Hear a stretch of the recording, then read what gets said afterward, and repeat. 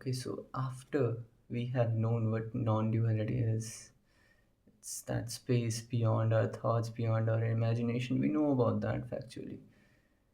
But the question arises how to remain in that state as you are in your daily life talking with people, having conversation with friends, how to remain in that non dual aspect. The first thing about we have to do is remain steady and conscious of whatever you are doing. If I am washing my hands, I'll smell my hands. I'll smell those perfumes on my hands. You see, whatever we are doing in our daily lives, we never have full attention to whatever we are doing. There is a duality in what we are doing and whatever we are thinking of doing. Our mind is always, you can't even eat food, even I cannot, when we need certain types of entertainment in our mind because it gets boring. A single bite, tasting it, our mind is so much reactive, so much stimulus seeking that it cannot suffice on just eating bread. It needs many notifications, more busyness, more people, more connections, and losing the value of a simple connection. We are losing the value of ourselves. We are selling ourselves. We are having a pseudo image to please everybody. Nobody knows us. And the more the person knows us, the more deeper secrets we know about the other person, we reject that. Who are we rejecting? Ourselves. Different aspects of ourselves. We can distance from those aspects, but rejecting that means that you have some attachment to that aspect. Leaving that person, not talking to that person is okay, but hating is another type of attachment that your mind is alarmed to stay out of that.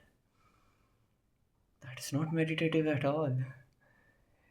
Hatredness can come out of aggression, and that's not serving you in any purpose. Whenever you see that you are angry at somebody, there is something attached with that person. Even if it's anger, it's still an attachment. Any type of reaction that you give, anything that you don't want to but you still give to that person, is something happening automatically, just like our thoughts happening automatically. And we have to become conscious of that. The whole Advaita tells about to become totally aware, and when we are totally aware that you are thinking, come on, you can be aware right now. What are you thinking? We most of the times we don't even know whatever we are thinking. It's just mental chatter working up in our minds. Be aware right now. What is your next thought?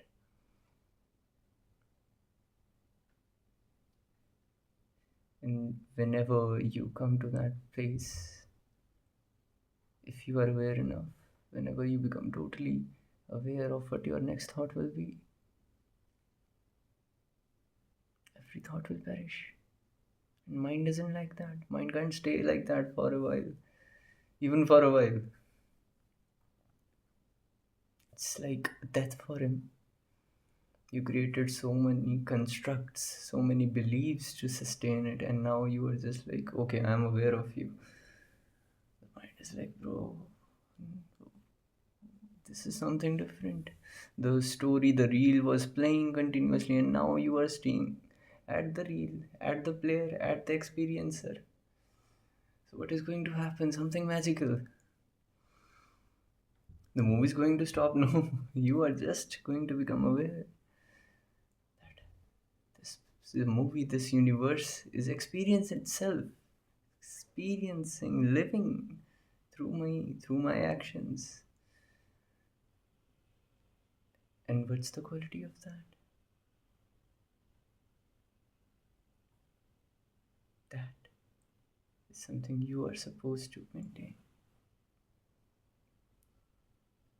through your silences, through your meditative experiences. The more you get in touch with that, the more relaxed you are, the more clearer you can think. That's why a daily meditation on nothing is required and is compulsory for everyone. to be in that state of mind, to be in that presence, and live through that presence. Attain that. Oh, I can never attain that state of mind. I'm always distracted. At least you can try some difference. The whole personality will shift. You see how automatically each tree, each leaf, I love to give this example. Each tree, each leaf growing through a perfect intelligence, and we think it will won't take care of us. Even the fishes are getting their food, and we are so worried. We have to plan that, but any of the worry won't help you. The most beautiful example I'll give you about that. You see a tiger in front of you. Any fear that is arising in you, is that needed? You just need to be out of that situation. That's the most practical thing.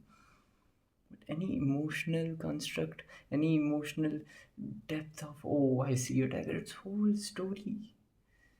You step into a puddle and you have like, oh my god, can you do get any of your emotional reaction will change that? You know the answer, it won't. You have to remain with that disgust. You have to see your own disgust. You have to see your own hatred. And that's, a very self responsible thing that will make you see yourself. And we don't want to, do you? And when you do, you are poured into that oneness.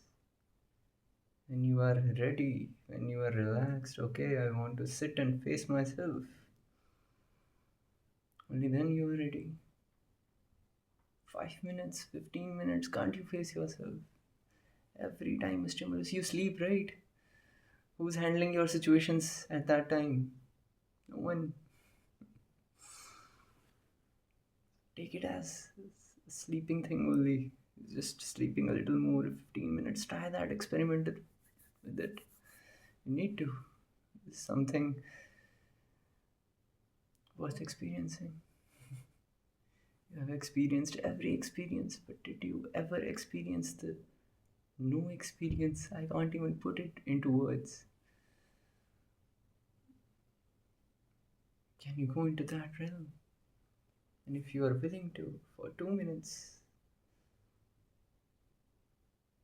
let's start this guided meditation.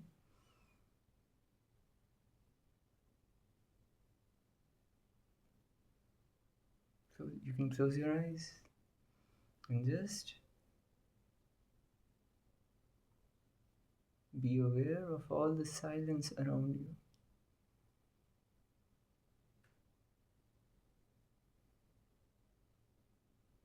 There is silence. Try to listen to that.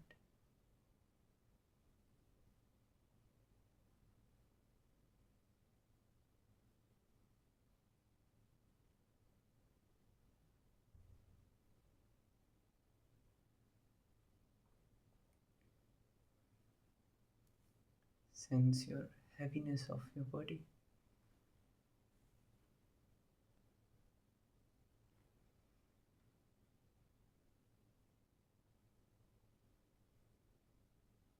Sense your skin.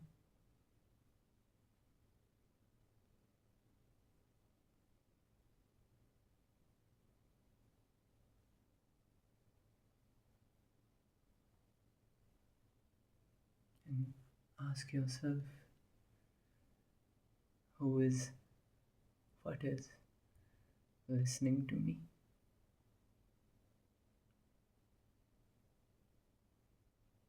What is being listened to?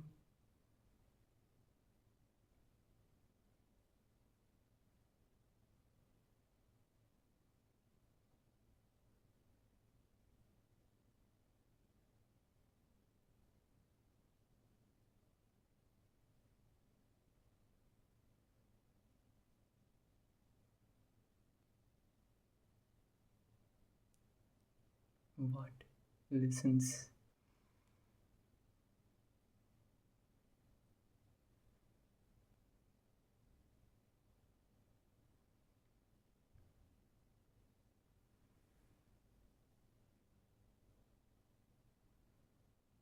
can open your eyes. And whenever we get close to that silence, our mind activity reduces. And when the mind activity reduces, we can take better decisions. So, if you like this little experiment and you like the speaker talking about your own self,